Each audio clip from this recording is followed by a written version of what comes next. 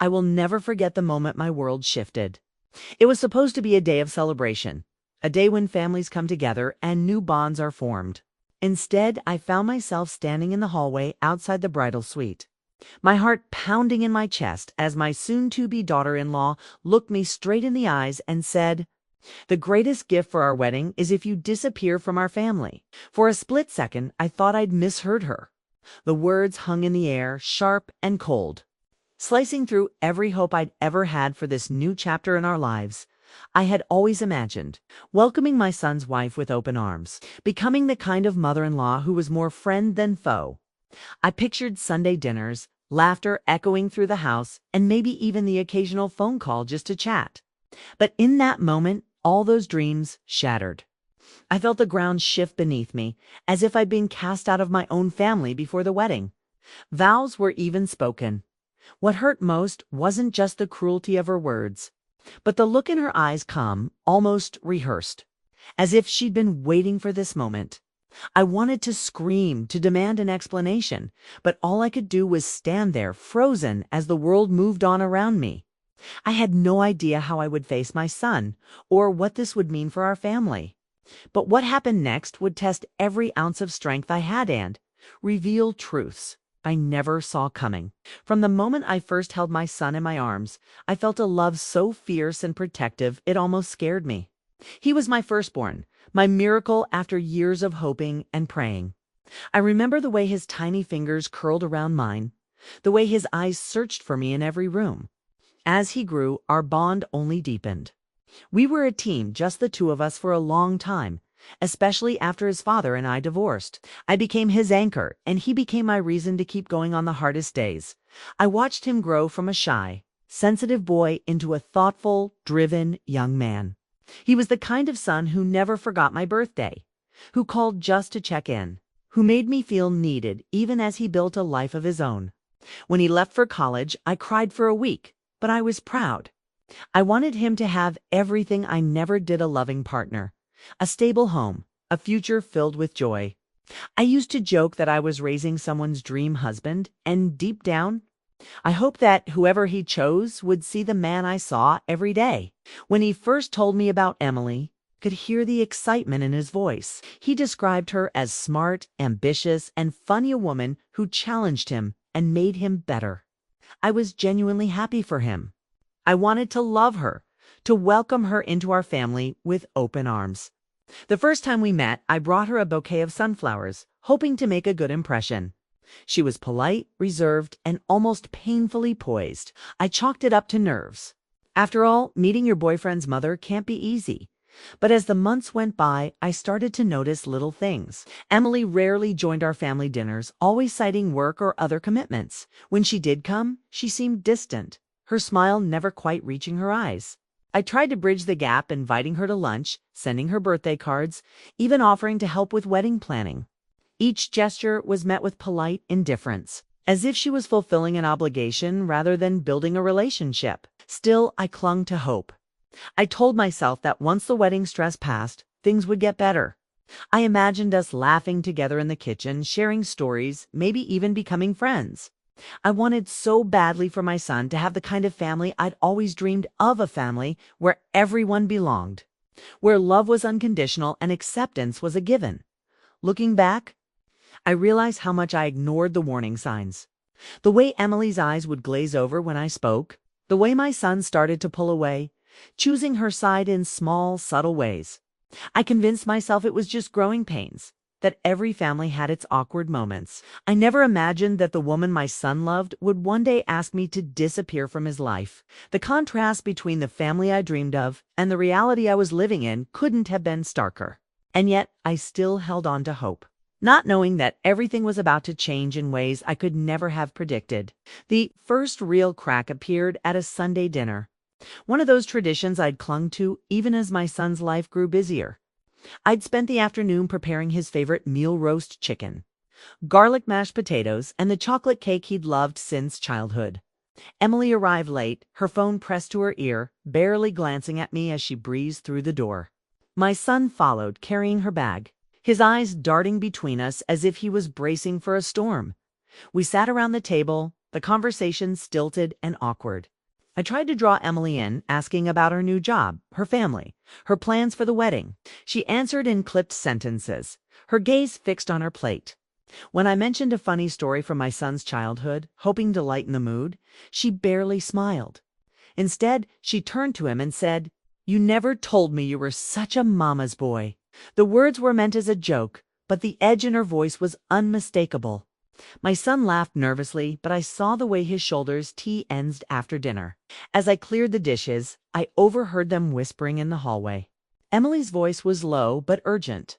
"You need to set boundaries with your mother," she said. "We're starting our own family now." My heart pounded in my chest. I wanted to believe I was imagining things, that I was reading too much into a single comment, but the seed of doubt had been planted. Over the next few weeks, the distance between us grew. My son stopped calling as often. His texts became shorter, more formal. When I invited them over for dinner, there was always an excuse: work, friends, wedding planning. I tried to hide my disappointment, telling myself they were just busy. But every time I saw them together, I felt like an outsider in my own family. One afternoon, I dropped by their apartment with a basket of homemade muffins, hoping for a quick visit. Emily opened the door, her expression tight. "Oh, we weren't expecting anyone," she said, not inviting me in. My son appeared behind her, looking uncomfortable. "Mom, next time, can you call first?" he asked, his tone gentle but firm. I nodded, swallowing the lump in my throat, and left the basket on the doorstep. The wedding planning became another battleground. I offered to help with the guest list, the flowers, anything they needed. Emily politely declined every offer. "We've got it covered," she said, her smile never quite reaching her eyes. At one point, I suggested including a family recipe in the menu, small way to feel included. She shook her head. "We want something more modern," she replied. Her tone final. The tension seeped into every interaction. At a family gathering, Emily made a pointed comment about overbearing mother's-in-law while looking directly at me. My son laughed, but it sounded forced. Later, when I tried to talk to him alone, he brushed me off. "Emily just wants to feel like we have our own space. Mom, try to understand." I started to question everything: my actions, my intentions, even my worth as a mother. Was I really being overbearing? Was I holding on too tightly? The more I tried to connect, the more I felt pushed away. The home that had once been filled with laughter and warmth now felt cold and unfamiliar. But beneath the surface, something deeper was shifting. My son's loyalty, once unwavering, was now divided. I could see it in the way he looked at me, torn, uncertain, as if he was being asked to choose. And though I tried to ignore it, I couldn't shake the feeling that a reckoning was coming. One that would force us all to confront truths we'd been avoiding. I just didn't know how much it would hurt when it finally arrived. The days leading up to the wedding were a blur of last minute details and forced smiles. I tried to focus on the little things: ironing my dress, wrapping the gift, writing a heartfelt card for my son. But beneath the surface, anxiety gnawed at me. Every interaction with Emily felt like walking on eggshells, and my son seemed more distant than ever. I told myself it was just pre-wedding stress, that things would settle once the vows were exchanged and the dust had settled. But deep down, I knew something was wrong. The night before the wedding, there was a rehearsal dinner at a small restaurant downtown. I arrived early, hoping to catch a quiet moment with my son. Instead, I found Emily alone in the hallway, scrolling through her phone. She looked up as I approached, her expression unreadable. "Emily," I said, forcing a smile, "I just wanted to say thank you for including me in everything. I know weddings can be stressful, but I'm really happy for you both." She slipped her phone into her purse and regarded me with a cool, measured gaze. "Are you?" she asked, her tone flat. "Because sometimes it feels like you're not happy unless you're in control." The words stung, but I tried to keep my composure. "I'm sorry if I've overstepped. I just want to help. I want you to feel welcome in our family." She took a step closer, her voice dropping to a whisper. "If you really want to give us a gift, then give us space. The greatest gift for our wedding is if you disappear from our family." For a moment, I couldn't breathe. I stared at her, searching her face for any sign of a joke, a hint of regret, but her eyes were cold, unwavering. The hallway seemed to close in around me, the sounds of laughter and clinking glasses from the dining room fading into a dull roar. I wanted to protest, to defend myself, to ask her why. But the words caught in my throat. All I could manage was a shaky, "Why would you say that?" She shrugged, as if it were the most reasonable request in the world. "You and your son are too close. It makes things uncomfortable. We need to start our own life without you interfering." I felt a wave of humiliation wash over me. Was this how she saw me? As an obstacle, a burden, someone to be cast aside. I thought of all the times I'd tried to reach out, to make her feel included, to support their relationship. Had it all been for nothing? My mind raced with questions, but Emily was already turning away, her message delivered.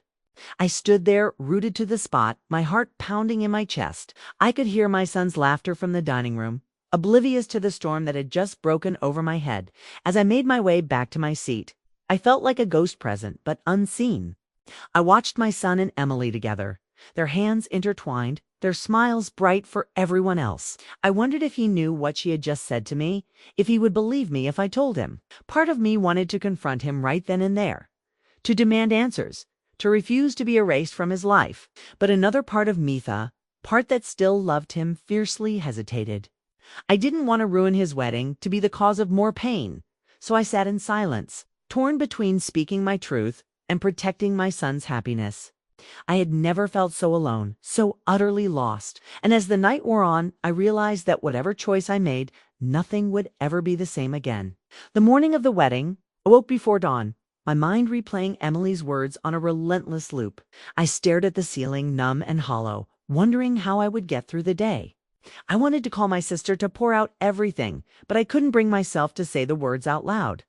Instead, I moved through the motions, showering, dressing, pinning up my hair each step mechanical, as if I were preparing for someone else's life. At the church, the air buzzed with excitement.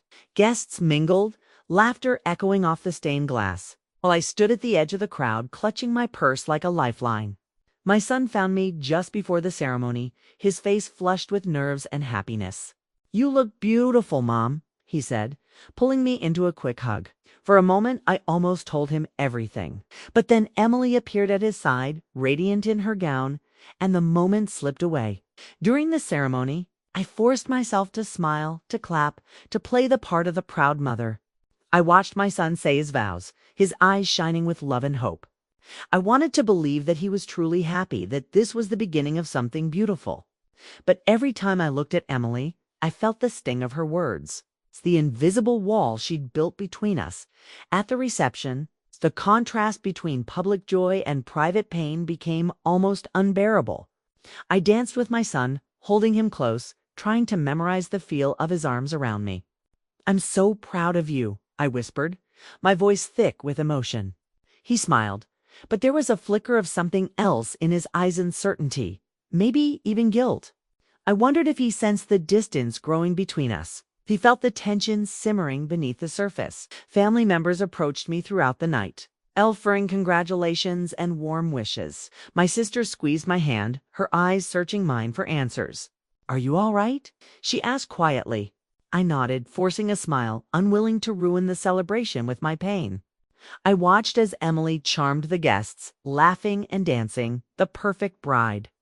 No one else saw the coldness in her eyes when she glanced my way. It's a subtle way she steered my son away from me whenever I tried to talk to him alone. Later, as the evening wore on, I slipped outside for some air. The night was cool and quiet, a stark contrast to the noise and lights inside. I leaned against the wall, fighting back tears, wondering how I had become so invisible in my own family. I thought about all the years I'd spent raising my son, the sacrifices, the love, the dreams I'd had for our future. Now it felt like I was being erased, one polite smile at a time.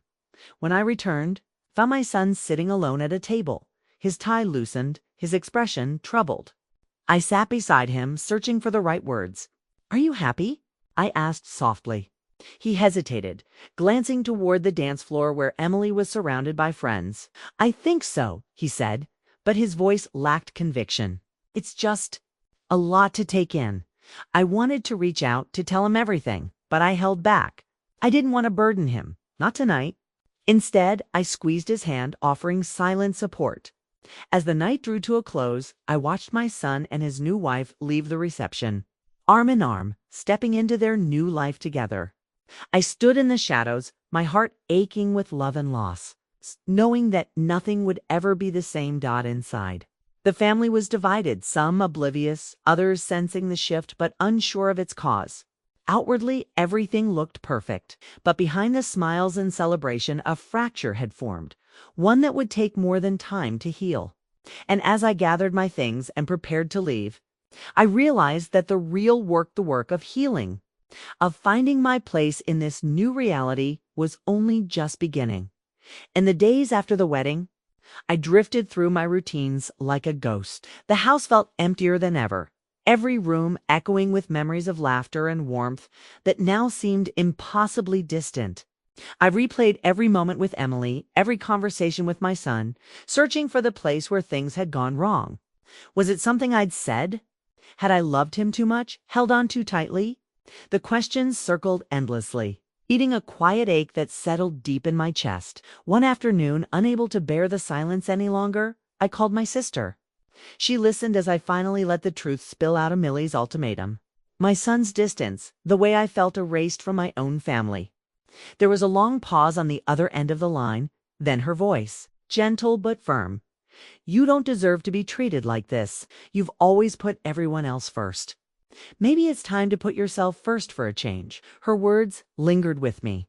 For so long, my identity had been wrapped up in being a mother, in giving and giving until there was nothing left for myself.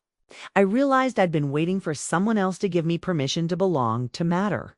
But what if I didn't need anyone's permission? What if I could choose my own worth, regardless of who accepted me? I started small. I joined a book club at the local library, something I'd always wanted to do but never made time for. I reached out to old friends, rekindling connections that had faded over the years. I even took a weekend trip by myself, walking along the beach and letting the wind carry away some of my sadness. Each step felt like reclaiming a piece of myself I'd lost along the way. But the real turning point came when my son called, his voice hesitant. "Mom, can we talk?" he asked. My heart raced, torn between hope and fear. We met at a quiet cafe, the air thick with unspoken words. He looked tired, older somehow, as if the weight of his new life was already pressing down on him. "I know things have been hard," he said, his eyes searching mine. "Emily, she's struggling to adjust. She feels threatened by how close we are. I don't know what to do." For the first time, I saw his pain not just as my son, but as a man caught between two worlds. I took a deep breath, steadying myself. "I love you," I said quietly, "but I can't keep shrinking myself to make other people comfortable. I deserve respect too." He nodded, tears glistening in his eyes. In that moment, I realized that fighting for my place didn't mean clinging or begging. It meant standing tall in my own truth, even if it meant letting go. I left the cafe feeling lighter, a sense of peace settling over me. What happened next surprised even me, a choice that would change the course of our family forever, and prove that sometimes the greatest act of love is choosing yourself. After that conversation with my son, something inside me shifted. I stopped waiting for invitations that never came and started building a life that didn't revolve around being needed. I set gentle boundaries, making it clear that I would always love my son, but I would no longer accept being treated as an afterthought. I sent him a letter, carefully written, honest, but kind, explaining how much he meant to me, but also how much it hurt to be pushed aside. I told him I would always be here, but I needed to step back and let him build his own life, even if it meant loving him from a distance. At first, the silence between us was deafening. Weeks passed with only the occasional text or brief phone call. I missed him terribly, but I refused to chase after scraps of attention. Instead, I poured my energy into the things that brought me joy: my book club, volunteering at the animal shelter, reconnecting with friends. Slowly, I began to feel whole again, not just as a mother, but as a woman with her own dreams and desires. To my surprise, the space I created allowed my son to see things more clearly. He reached out more often, sometimes just to talk, sometimes to ask for advice.